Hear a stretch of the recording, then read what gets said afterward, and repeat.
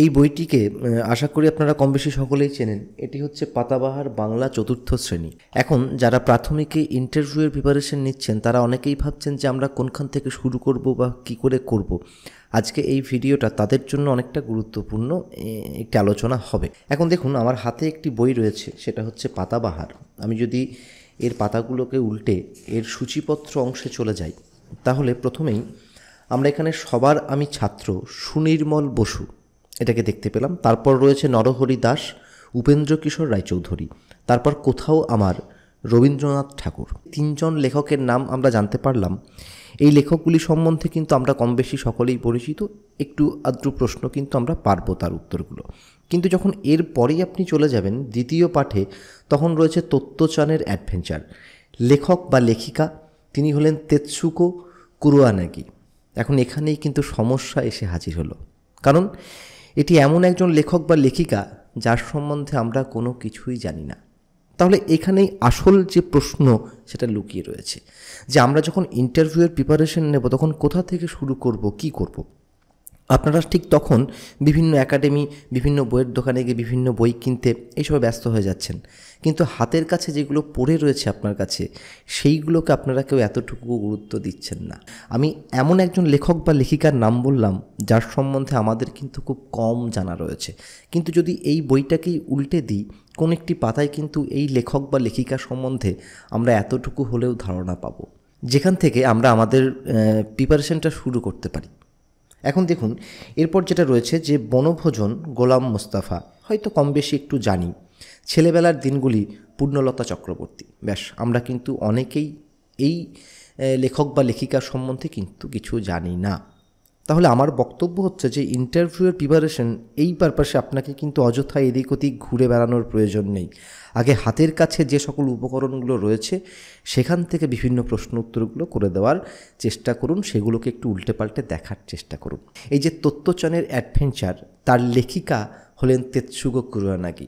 এখন অনেকেই জানে না যে এটা লেখক না লেখিকা, কিন্তু রবীন্দ্রনাথ ঠাকুর সম্বন্ধে আমরা কিন্তু অনেকেই অনেক কিছু জানি, যেহেতু আমরা অনার্সে গিয়ে বা সারা জীবন যখন আমরা ছাত্রছাত্রী ছিলাম তখন কবিগুরু সম্বন্ধে অনেক কিছুই পড়েছি।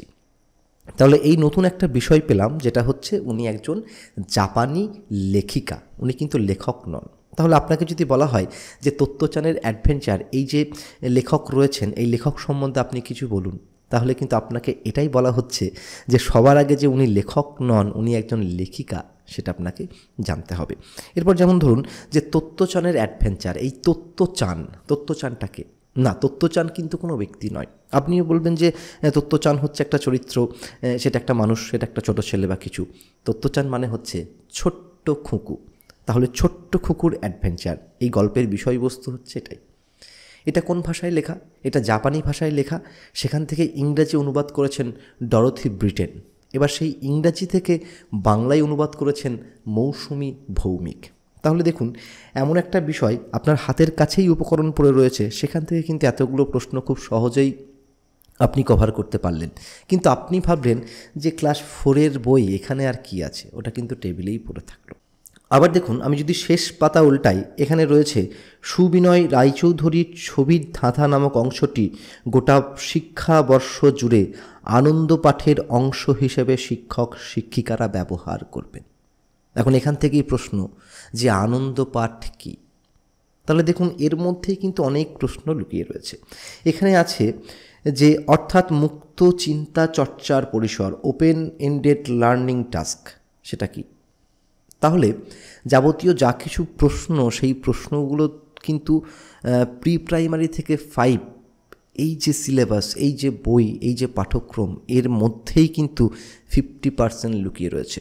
আমরা ইন্টারভিউয়ের প্রস্তুতি কী নেব এরকম করে কিন্তু অযথা গোটা পৃথিবীময় ভ্রমণ করে কিন্তু কোনো লাভ নেই। আমার বাড়ির মধ্যে যে সকল উপকরণগুলো পড়ে রয়েছে, যেগুলো খুব সহজ আমার কাছে পাওয়া, আমি কিন্তু সেখান থেকেই শুরু করতে পারি।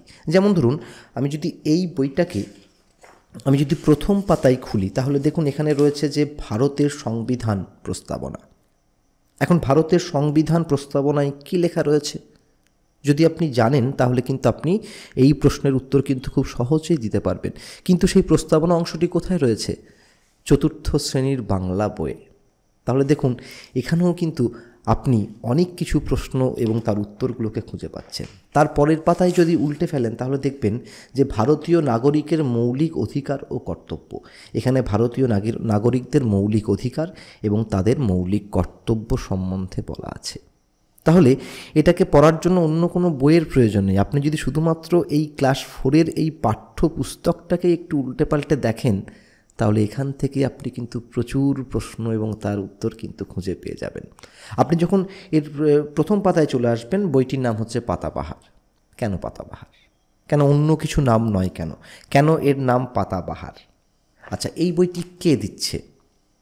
পশ্চিমবঙ্গ প্রাথমিক শিক্ষা পর্ষদ, বিদ্যালয় শিক্ষা দপ্তর, পশ্চিমবঙ্গ সরকার।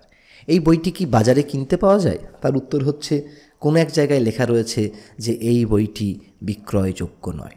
তাহলে ইন্টারভিউয়ের বিষয়ে এই সমস্ত বিষয়গুলোকে খুঁটিনাটি জানতে হবে এবং সেগুলো আমাদের হাতের মধ্যেই অনেক কিছু রয়েছে, সেখান থেকে কিন্তু আমরা অনেক প্রশ্নকে কিন্তু কভার করতে পারি। আজকের এই ভিডিওতে আপনাদের জন্য কোনো পড়াশোনা বা কোনো কিছু নিয়ে আসিনি, আমি জাস্ট এই তথ্যটাকে পরিবেশন করতে এলাম যে এখন তো আমরা সবাই জানি যে চলে এসেছে সেই সময়, সেই সন্ধিক্ষণ, সেই শুভক্ষণ যেখান থেকে আমাদের ইন্টারভিউয়ের প্রিপারেশন শুরু করতে হবে।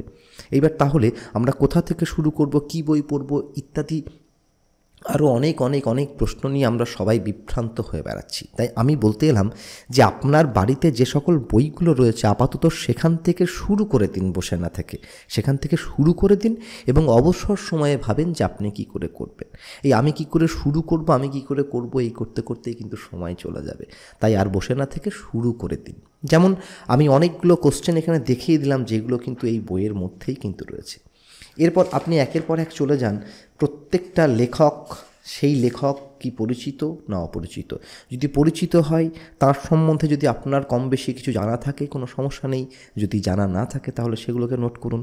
কখন কোন ইউটিউবার কোন ইউটিউব চ্যানেলে সেগুলোকে নিয়ে ভিডিও বানিয়ে দেবে তার আশায় বসে থাকলে হবে না। যেমন নইলে অজিত দত্ত, আপনি কি জানেন অজিত দত্ত সম্বন্ধে কিছু? তার উত্তর হচ্ছে 90% না। এবার কেউ জানতে পারেন সেটা আলাদা বিষয়। এখানে যেমন ধরুন মায়াদ্বীপ সুনীল গঙ্গোপাধ্যায় আমরা কম বেশি জানি, ঘুম ভাঙানি মহিতলাল মজুমদার আমরা কম বেশি জানি। ঠিক একই রকমভাবে আপনি চলে এলেন বাঘা যতীন পৃথ্বীন্দ্রনাথ মুখোপাধ্যায়। আপনি কি এই লেখক বা লেখিকা সম্বন্ধে জানেন? নিশ্চয়ই না। তাহলে এই রকম এমন অনেক লেখক লেখিকা এখানে রয়েছেন যাদের সম্বন্ধে আমরা কিন্তু খুব বেশি কিছু জানি না। এই যেমন দক্ষিণ মেরু অভিযান নৃপেন্দ্রকৃষ্ণ চট্টোপাধ্যায়, যারা বাংলা অনার্সের ছেলে তারা হয়তো অবশ্যই জানবেন, বা যারা নিজেদের কৌতূহলবশত জেনে রেখেছেন তারা জানবেন, কিন্তু আমি এটুকু বিশ্বাস করছি যে এই মুহূর্তে 90% তারা জানে না এই লেখকগুলোর সম্বন্ধে, এই লেখিকাগুলোর সম্বন্ধে। তাহলে আপনি সেখান থেকেই শুরু করে দিন। আরেকটি বিশেষ ঘোষণা, সেটা হচ্ছে যে আমরা নন্দী একাডেমি এখানে খুব ন্যূনতম মূল্যে ইন্টারভিউয়ের কোর্স করাচ্ছি। 2022 সালের যে প্রাথমিকের টেট যারা উত্তীর্ণ হয়েছেন এবং যাদের সামনে ইন্টারভিউ হতে চলেছে তাদের জন্য বিশেষ একটি ব্যাচ শুরু করতে চলেছি খুব ন্যূনতম মূল্যে। তো যারা সেই কোর্সে অংশগ্রহণ করতে চান তারা অবশ্যই ইমেল আইডিতে ইমেল করবেন, ইমেল করে যোগাযোগ করবেন, তার সঙ্গে ফোনে কথা বলে নেব এবং গ্রুপে অ্যাড করে দেওয়ার মধ্যে দিয়ে সেখানে গুগল মিটের লিঙ্ক পেয়ে যাবেন এবং তার মধ্যে দিয়ে ক্লাসগুলো হবে। তাহলে দেখা হচ্ছে অন্য কোনো এক ভিডিওতে অন্য কোনো একদিন। ততক্ষণের জন্য আমাকে বিদায় দিন। আরেকটি বিশেষ ঘোষণা, এবার থেকে প্রত্যেকটা দিন 2টো করে ভিডিও আসবে, যে ভিডিওগুলো সবটাই কিন্তু প্রাইমারি ইন্টারভিউ রিলেটেড। তাই এই ভিডিওগুলোকে মন দিয়ে দেখবেন, তাহলে আশা করি কিছুটা হলেও আপনাকে একটা নির্ভরযোগ্য জায়গায় আপনি পৌঁছে যাবেন। আপনার যে প্রিপারেশন, সেই প্রিপারেশনে আমাদের নন্দী একাডেমি তাকে রাখবেন। আশা করি ক্ষতি কিছু হবে না। বেশ, তাহলে সকলে ভালো থাকবেন এবং পরের ভিডিওর জন্য অপেক্ষা করবেন। পরের ভিডিও খুব শীঘ্রই আসছে, হয়তো 6 ঘন্টা 7 ঘন্টা পর।